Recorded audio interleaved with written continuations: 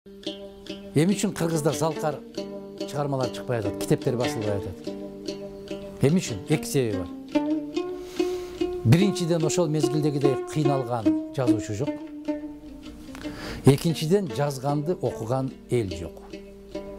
Айтматовдун бактысы ушунда турат, эмне чыгарма жазса жата калып окушат эле. А эгерде бүгүнкү күндө Айтматов жазса окубайт.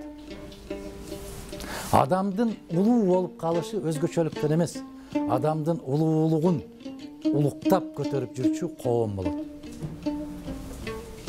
Гапар Айтиевдей сүрөт тарткан киши жокпу бүгүн? Бар.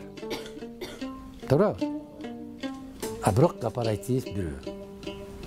Айтматовдай чыгарма жазган жокпу? Мына, мен азыр эле ушул жерден эле карап туруп эле айтып берем. Төлөгөн Касымбеков. Төлөгөн Касымбековдун сынган кылычы бул туу чокусу. Төлөгөн Касымбековдун келкели. Төлөгөн Касымбековдун баякы чапкын, кыргын, баскын жыйнактары. Биздин адабият, тарыхый адабияттын туу чокусу. Касымалы Жантөшевдин Каныбек романы. Каныбектей керемет, Каныбектей укмуш чыгарманы мен нукура кыргыз тилинде экиле китепти билем мен. Нукура кыргыз тилинде жазылган, нукура байлык, адабий байлыгыбызда жазылган экиле китеп бар. Бул ошол Каныбек романы Жантөшевдин, экинчиси ошол сынган кылыч, анан келкел. Окуп көрсөңөр, дүйнө рахат, азык. Түгөлбай Сыдыкбековдун чыгармаларын окуп көргүлө. Дүйнө азык. А эгерде ошолордон кем эмес чыгармаларды бүгүн жаза турган болсо, ал чыгарма окулбай калат. Неге? Окуй турган эл жок. Киши жок. Аны барктаган киши жок. Ала Тоо деген журнал чыгат эле.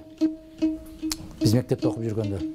Ошо Ала Тоо журналы чыкканда билесиңерби, азыр сиздерге жомок болуп калат да, жомок. Биз Ала Тоо журналынын 5-6 сандары биз чөпкө кеткен мезгилде чыгат эле.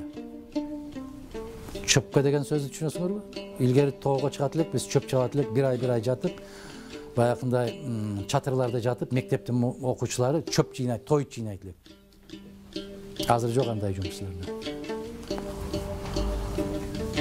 Ошол жерде жүрүп алып, бул кыз окуп бүтсө, сенден кийин бул жигит бар, бул жигиттен кийин бул бар, үчөөнөн кийин сага тиет деп коет эле.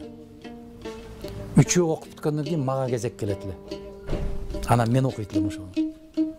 Бир журналды колдон колго бир класс окуйт элем. Азыр ар бириңердин колуңарга бирден карматып койсо да окуйсуңар да. Чындыкпы? Ошол кезде Байма Сутенованын Мамыралар гүлдөгөн жерде деген аңгемеси чыкты, повесть. Мана журналдын таңкыстыгы. Кайсы класста бар экен, кайсы мектепте бар экен деп чуркайт элекпиз. Мына керемет. Мен ошол кездеги окуган повестим ушул. Ушу кезге чейин сурасаңар жатка айтып бере алам. Жатка дегенде сөзмө сөз эмес. Аңгеме повесть эмне менен башталат, эмне менен бүтөт. Ошол башкы каарманы ким? Райма деген кыз кандай болгон? Азимжан деген жигит кандай болгон? Райма кайда окуган? Азимжан кайда окуган? Ушулардын чейин. Караңыздар канча жыл өттү? 40 жылдан ашык. 40 жыл болуп атат да. Бирок эсте калган. Мына ошондой таңкыс нерселер эсте калат. Кыздар, жигиттер, таңкыс нерсе. Колуңда бар нерсенин баркы болбойт. Азыр бардык нерсе колуңарда бар. Ошон үчүн китептер чыкпай атат. Китептер жазылбай атат. Россияга барганда, Москвага барганда мен биринчи кезекте ошо китеп дүкөндөрүнө кетем. Эмне жаңылык пайда болуптур, кандай жаңы нерселер чыгыптыр. Ошол дүкөндөргө барып мен китеп алып келем. Студент кезимде мен ошо Россияда окудум. Студент кезимде ал жактан алып келген шымым менен үйлөндүм. ЗАГСка чыктым. Ошо кезде кийип жүргөн көйнөктөрүм менен. Бир көйнөк алсаң 6-7 жыл кенен кийесиң. Бир костюм алсаң 10 жылга чейин кенен кийесиң. семирип эле кетпесең. Бирдей калыпта турсаң кете берет. А китеп, мен ошо кийим албай китеп алат элем. Китептерим аябай көбөйүп кетип, ушу кезге чейин жыйналат.